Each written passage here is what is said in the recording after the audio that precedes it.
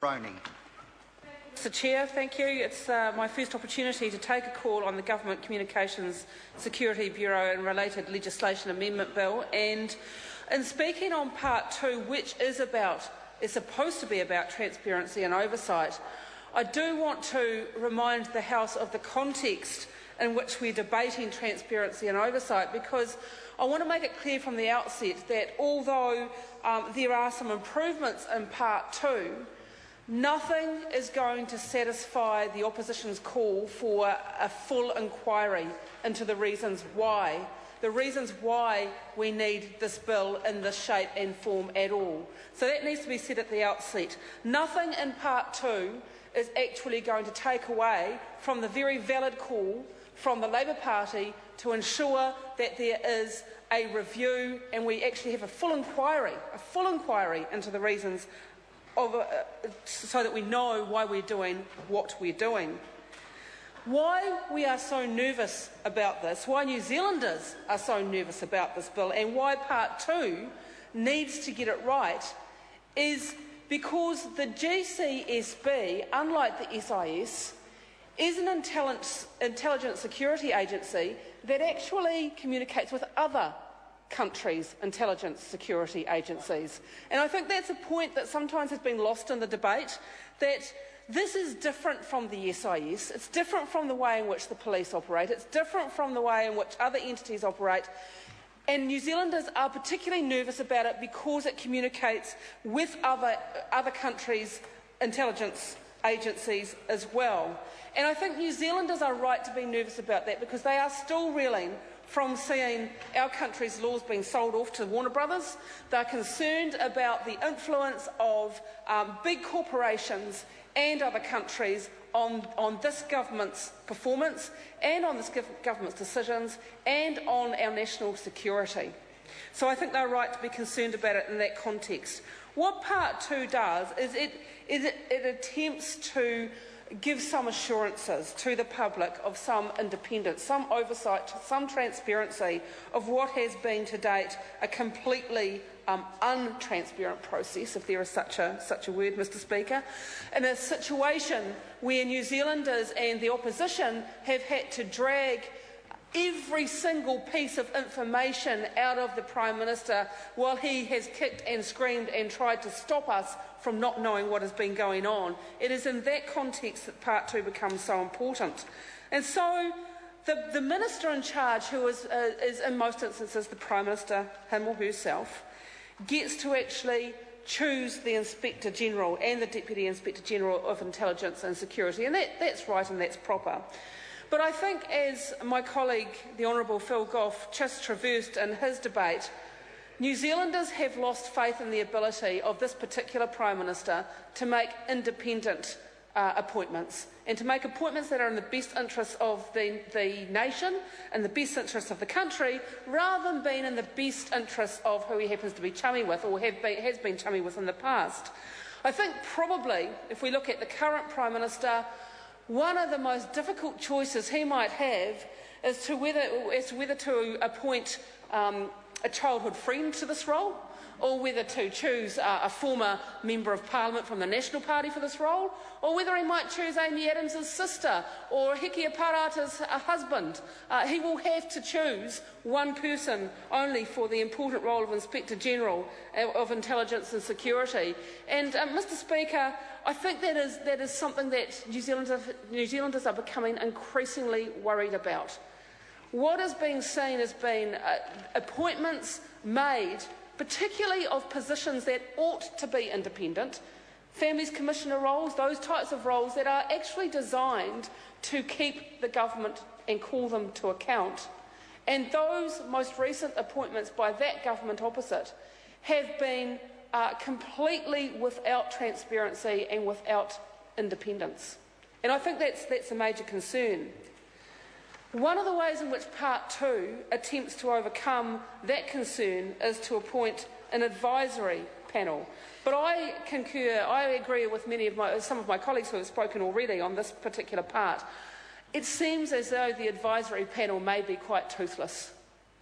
I also note that there is the ability for the Inspector General and the Deputy Inspector General of Intelligence and Security, Mr Chair, to consult some of the other bodies that I've actually just recently referred to. So they can consult the Controller and Auditor General, they can consult the Ombudsman, the Privacy Commissioner, a Human Rights Commissioner, the Independent Police Conduct Authority. They can consult those people, but I'm interested in knowing whether those people who have got particular roles within our country's administration as well, whether they have a role of alerting the Inspector General and the Deputy Inspector General of Intelligence and Security about any concerns that they might have. And I'm particularly interested in whether, in part two, and I'd be interested from the member and the chair, the minister and the chair, if he would respond to this, particularly interested as to whether the Privacy Commissioner in particular can raise concerns the other way. Because what we know is that the Inspector General can consult with, raise issues with, get advice from the Privacy Commissioner. But I would want to know that if the Privacy Commissioner has concerns of her own, whether she can actually have a direct line of communication to the Inspector General and raise those concerns. I do want to just address briefly, Mr Chair, the membership of the advisory panel because, as I said before, unfortunately we have a government in place at the moment that does have a track record of appointing its friends and its colleagues and its relatives, in fact, to roles that should be independent. And so the three-member advisory panel will have the Inspector General of Intelligence and Security on there as of right, and just two other people, one of whom has to be a lawyer. And of course we know that there are, and people have already speculated on this, that there are people who would fit that category within the government's own ranks at the moment, and it seems particularly fond to appoint its own to these types of positions. And we may well end up with a family member of a sitting Member of Parliament on that advisory panel as well. If, Mr Chair, if we were to end up with what actually sounds like quite a preposterous situation, but sadly one that is actually happening as part of this government's track record and a whole series of other appointments that they've made, if we were to end up with that situation, would there be a way of contesting the independence of family members of current members of the government being appointed to an advisory panel? Would there be a way of contesting and overturning a decision to have perhaps a just very recently retired member of the government MP benches on that advisory panel? Because if that was at all a possibility, and the way I read part two, there is nothing at all in this legislation to prevent the government going down exactly that same track, then I think that is a major thing, another major issue that New Zealanders should be concerned about this. Because while this all looks like this might give a little bit of accountability, a little bit of transparency to an otherwise situation that we really have got very little knowledge and information about,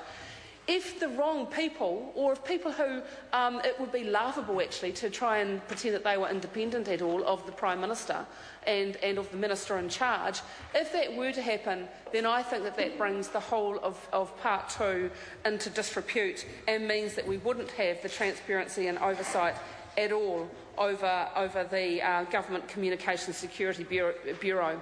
Mr Chair, I just want to reiterate again that the reason why the oversight and the transparency in part two is so important is because, unlike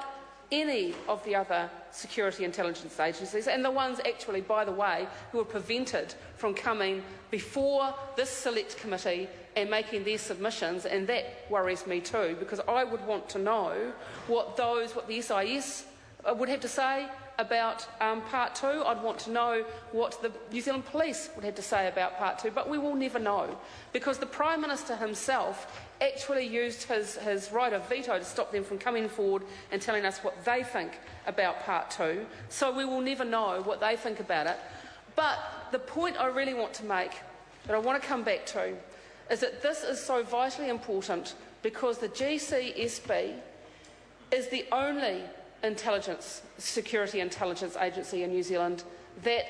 by right, is in communication with intelligence security agencies from other countries, and that, Mr Chair, is the reason why we need to have transparency. I call the Honourable Anne Tolley. I wasn't going to take a call on this part because